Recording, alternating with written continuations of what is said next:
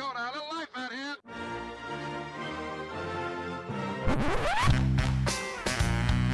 What the hell's going on out here?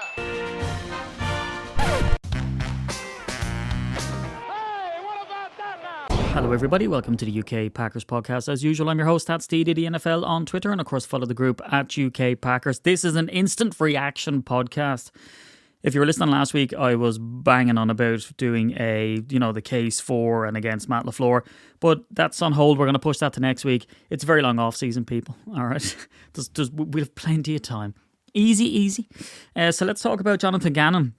Actually, before I talk about him, there was a tweet of theirs that went super duper viral. And I know people say, oh, it went viral, we got so many reactions, and it was, their grandmother and a deceased relative contacted them about it, and it wasn't actually viral at all. This was seen by 1.4 million people, liked 23,000 times, and retweeted nearly 1,000 times. Look, this is not some sort of boast. It's just pretty nuts that this happened. So look, Green Bay Packers player Rashid Walker arrested on gun charge at NYC's LaGuardia Airport was the news article by the New York Post. Now, that from the outset would make you think, oh my God, he was running around shirtless, firing multiple pistols in the air at LaGuardia Airport. What a madman. When really, it's not as sinister as it sounds, and that's exactly what the viral tweet was all about. It was important to note that the gun, he legally owned it. He had it in Wisconsin. He put it in his checked luggage in a locked box with the ammunition in a locked box as well. And didn't realise that you can't travel to New York. Now, did I realise you could travel to New York with a gun? No, I'm Irish. We don't have guns here, right? So I had no idea. But I just sort of thought I would point it out in a tweet to say, look, although it sounds like he's gone cowboy style, not Dallas Cowboys. I mean, around the airport, it's not that sinister. And in fact, in this article, it says that the case is expected to be dropped. So storming his teacup kind of stuff. The wildest reaction I ever saw, and it reminds me of a sort of video that's doing the rounds on social media. I think it's Star Trek, and there's an actor in Star Trek, and she sits down at this console and goes, well, there's nothing wrong with me, it must be the universe, because there was one out of all of those likes and reactions and replies and all that kind of stuff, out of 23,000 people plus that liked it, and the 1.4 million people that viewed it, there was one opinion. And again, I followed the Aaron Rodgers old mantra of, kill them with indifference. I don't get back to, everybody when they talk absolute nonsense. In fact, I'm more than likely not going to get back, because what's the point in arguing with some randomer on the internet, right? But this guy said, I can't believe you Irish Packers are condoning gun use. It's just like, I'm not condoning gun use at all. I don't have an opinion. This is a sports podcast. I don't, whether you have guns or don't have guns, that's a hot topic. It's political and blah, blah, blah. We're literally just pointing out the fact that, this wasn't as sinister as the article made it sound. And in fact, from our tweet, it came out with a community notes. So he replied to the tweet, and then he quote tweeted it as much to his followers and said, oh my God, look at this UK and Irish fan group that are, why did he put it? Something like not querying why he had a gun in the first place. It's not that deep. It's not that philosophical anyway. Anyway, I hope that guy's out touching grass. Let's talk about Jonathan Gannon. I'm a bit torn with this one, I'm going to start by saying I completely understand the hire. And in fact, I wouldn't be too surprised if he ends up working out as well as Jeff Hafley. Now, you might go, Jesus, Steve, that's a leap, right? Because there's good sides and bad sides to it, obviously, right? But what I like to do is like the Rashid Walker thing and like the Matt LaFleur, keeping Matt LaFleur. And, the reasons for that is that there was no alternative. He would have been the hot topic, and there's an awful lot more in-depth stuff that's going to be in next week's podcast. Now, I'm going to be saying this till the season opens probably, because something else will come up. I absolutely understand the reason why they went for him. The easiest way I have it in my head to illustrate this is that Jonathan Gannon and Jeff Hafley have a very similar career trajectory, in the sense that Jonathan Gannon he's a defensive-minded coach for one. That's where he made his bread and butter. He came on as a defensive quality control coach for the Atlanta Falcons in 2007, which is a good long time ago now. Went on to the Tennessee Titans, defensive quality control coach, Minnesota Vikings, assistant DB coach, Indianapolis Colts, defensive backs coach, and then he hit the Philly Eagles for defensive coordinator in 21 and 22. So his trajectory was he was a defensive-minded coach. He was both on the quality control stuff, which, if you don't know what that is they sit down and they various different roles, but they'll draft what the offense personnel is and what they tend to run in that personnel, blah blah blah. So there's sort of they prop up some of the coaches above them. But he ended up going to defensive backs coach, and that seems very wise for the Packers, right? Because that's where we're weakest. We don't have the talent on the team, and we need to bring in talent. And another great thing about Jonathan Gannon is that he has a gap in his resume, right? So from Atlanta Falcons in 2007, and then the Tennessee Titans in 2012, he was actually a scout. So that bodes well for the Packers. Now, I don't know if they lean on it, whether the Packers are comfortable in scouting players themselves. Obviously, they are. Whether they would pull Jonathan Gannon into it at all, whether he would have any knowledge of it. But he certainly understands the game of scouting, of looking at a young player and how to develop them, and that's very positive, right? I will get to the negative things, right? Because there are a few. And if you look at Jeff Hafley, in fact, I would say Jonathan Gannon is probably more qualified than Jeff Hafley seemed to be when he came to Green Bay. So Jeff Hafley plied his trade in college between Albany and Pittsburgh as graduate assistant and DB coach. He went to Rutgers as a DB coach, and then his NFL experience was the Tampa Bay Bucks. He was an assistant DB coach. Then he became the DB coach the following year. Then he went to the Cleveland Browns as a DB coach. Then he went to the Niners as a DB coach for 2-3 years. And then he went back to college, so Ohio State and then Boston College, where he was a head coach. And then he went to the Green Bay Packers, and he played so well a job by his communication and by his defense. And again, I'll call that into question.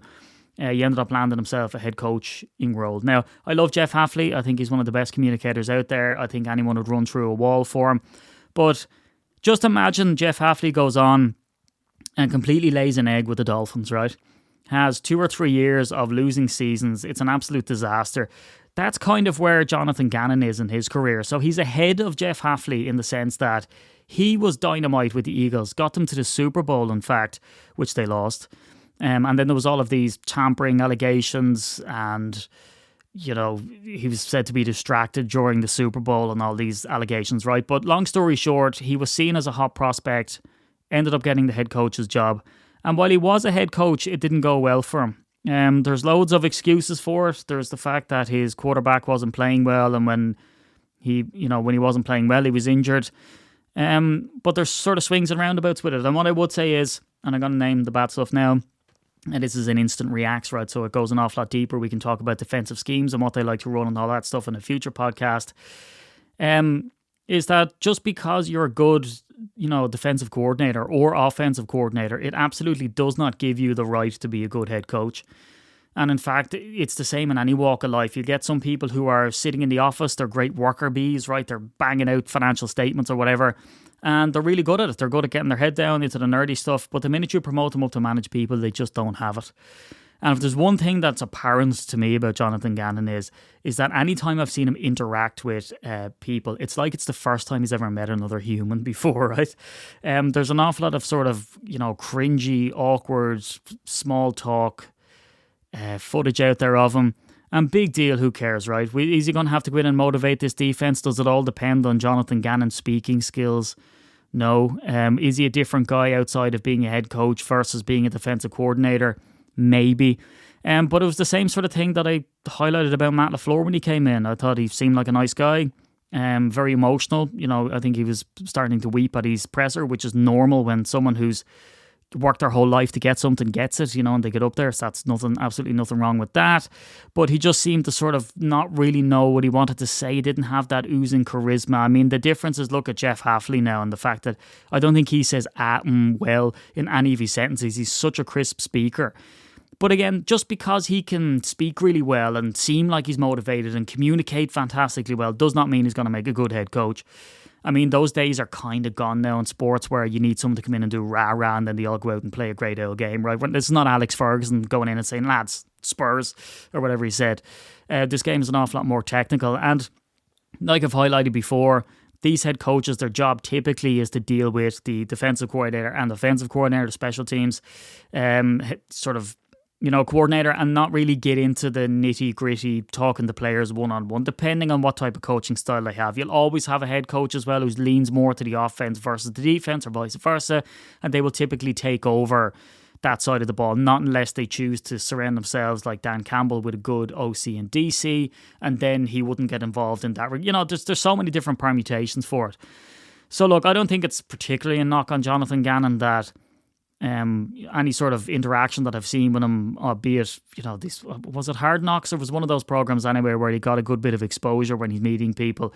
He didn't come across very well. His motivational speech of, you got to have a chip on your shoulder, and he tried to highlight that by asking who got the bus, asking a bunch of millionaires, did you get the bus to training? It's just like, come on, bro. So that didn't come across very well. There was another famous incident where I believe it was his running back to Marco, had a 74-yard rushing, should have been a touchdown, but he flicks the ball away as he goes over into the end zone, and it's ruled not a touchdown. And you can see Gannon on the sideline having an altercation with him, and it seems like he punches him in the stomach or sort of, manhandles him in a way anyway. But he came out and he apologised for that. The team fined him $100,000. That's also not good. You don't want your coach out there losing his head, particularly when that's not going to be a motivator from what you can see, because he's not a great speaker. And he was a disaster, frankly, as a head coach. Now, again, I will reiterate, right, just because you're a bad head coach doesn't make you a bad coordinator. In fact, sometimes a coordinator is your good level to be at. And certainly that's what we saw. Hafley was not lighting up the college game in Boston College either. I mean, his record, I think he had a losing record as well when he was taken. And that was an awful lot of the criticisms to say this guy's been bouncing around in college. He did NFL stuff. He was defensive backs coach for the Niners. And there was more criticism that maybe, LaFleur had run into this guy or certainly been sort of linked to him. But let's have a look at the stats then for Arizona really quickly. Not that it's all too relevant, but 3 seasons. He went 3-14, which was the most losses in Arizona Cardinals history. The season just gone, which is why he was sacked. This is according to the Rich Eisen piece, by the way. He never got above 500 in any of the 3 seasons. He's the 3rd team in NFL history to start 2-0 last season and end with 3 wins or fewer. And that's up there with the 2013 Houston Texans and 1966 Houston Oilers. And he's the longest losing streak since 1944 in Cardinals history, with 9 losses in a row. I believe the one before that was 10. And then you try put it into perspective. I won't get too much into it, right? Kyler Murray was injured, then Jacoby Brissett comes out, then starts playing really well. Trey McBride has this, absolutely mind-blowing season for a tight end. But all of that's not too relevant, right? But where it is relevant for the likes of Matt LaFleur, and I'll talk about a bit of criticism that I saw on social media as well, and kind of address that.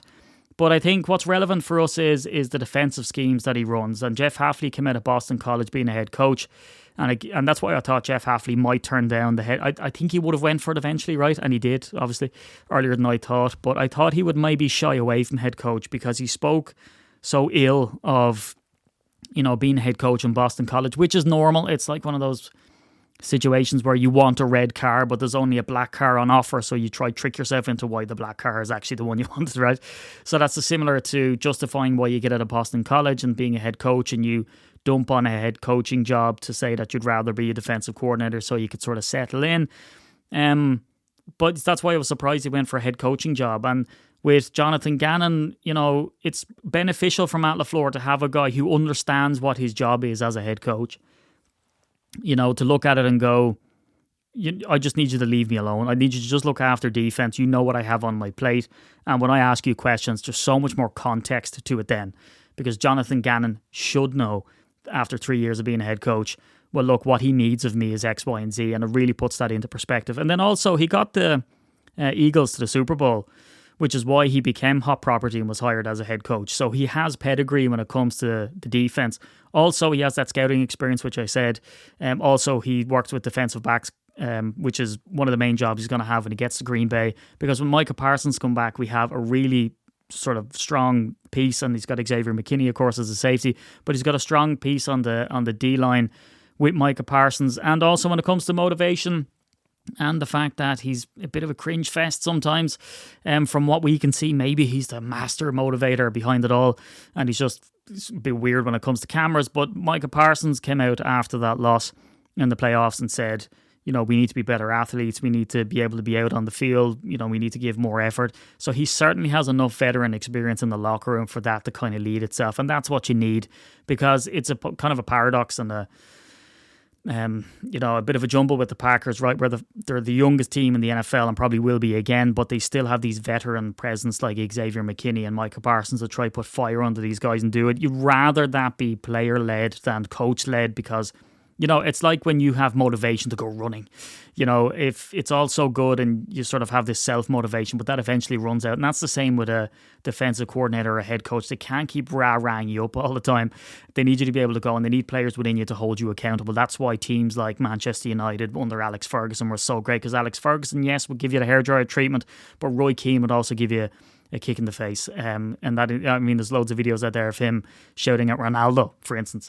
And then Ronaldo goes on and scores a goal and that kind of stuff. When it's player-led, it's an awful lot better. So two things I want to address then before we end the podcast. I guess number one is the elephant in the room, that Leonard was only going to be available. The guy at the Bronx, Jim Leonard, who's the Wisconsin dude who everyone's high on, and of course the armchair GMs are like, what are you doing? You should have got him instead of... It appears like from the reporting, and I think it was Tom Pelissero or one of those guys said, is that there was massive interest in Jonathan Gannon, that the Harbaugh brothers, one of them was going to try to snap him up to bring them to be their defensive coordinator. So the Packers had a decision to make. They act now or they do wait, because you're not guaranteed. And I know Ian Rappaport came out and said, there's mutual interest between Leonard and the Packers. That might be so, but it also might be too late. And it's happened to me plenty of times in life where, I wanted to get something. I said, forget it, I'll wait. And I did, and it was gone, right? And, that's an understandable thing to consider, is that John Gannon got his team as a defensive coordinator to the Super Bowl. People were so high on him. He became a head coach. He's going back down to that level now. He's a defensive backs guy. He was a scout. It's all there for him. It seems like a good hire on the face of it. And you don't want to lose that guy to go for Leonard when you're not guaranteed to get Leonard anyway. And of course, you lose all kinds of leverage when you start running out of options and people are coming off the board and he's the only guy you have. And then he can either say no or he can say yes, and he has demands and you've got to give in to those demands to get him in. And it's a bad place to leave yourself as an organisation. The last one that I want to approach, and it's another one of these tinfoil hat conspiracy theory nonsense, is that here we go, typical Matt LaFleur hire. He hires a guy who's not going to threaten him as head coach. Well, Jeff Hafley would threaten him. There was plenty of people calling for Matt LaFleur to get sacked and for Jeff Hafley to come up. I don't think that's a consideration. Typically, if you're a good manager, from what we're told, is you get people that are better than you, pretty much. And then they come in and they make you look good because you're the head coach. You hired this guy, he's doing a great job. But typically they come in and move on. And look, he's been a head coach before. It didn't go well for him. If he becomes a great defensive coach again, will he get a chance again? Potentially. We've seen more vacancies come up this year than any other year, I believe. So, stuff like this happens. You sully your reputation by going up the head coach, you get kicked back down, you go back up again. It's happened to plenty of, Josh McDaniel and Jason Vrabel and Andy Reid. He sort of went past his sell-by date with the Eagles and moved on, and he became a great coach. So, some people see it as a great mind, some people don't, and I don't know whether that's even a consideration. But I don't think for an instant that Matt LaFleur's sitting there thinking, which timid guy can I get to come in and do an all right job? Because it's Matt LaFleur's ass that's on the hot seat. And I know with the extension, people are looking at it like, oh, he's bulletproof now. I don't think he is. I think he comes out and does well. They just sack him off anyway, right? It's the nature of the game. So I don't think that's a consideration. And why can't people just calm down? Why can't we just have nice things? And I'm not saying Jonathan Gannon's the perfect hire. I've no idea. I don't know how he's going to pan out. It panned out great for the Eagles. Maybe that was a once-off. It certainly points, and if we can get into a later podcast, is that he had pieces on that Eagles defense that were incredible. Had nothing to do with Jonathan Gannon. You just put these guys out there in a uniform and all of a sudden, best coach ever, right? But again, there's a caveat on saying that because, and this is what I'll talk about next week, probably, is that Aaron Rodgers was in Green Bay with Mike McCarthy and he got turfed out because Aaron Rodgers criticised him. So he had Aaron Rodgers, who was supposed to be the cheat code, but we only ended up with one Super Bowl and, the rest is history. Anyway, maybe I'll end there. Maybe I'll end with the fact that Mike McCarthy, the best CV ever, with the Packers, the Cowboys, and now with the Pittsburgh Steelers, and the fact that Aaron Rodgers is the quarterback And I see this narrative out there going, did they bring him in to try lure Aaron back for one more year? Mixed bag there. Aaron got him sacked out of Green Bay.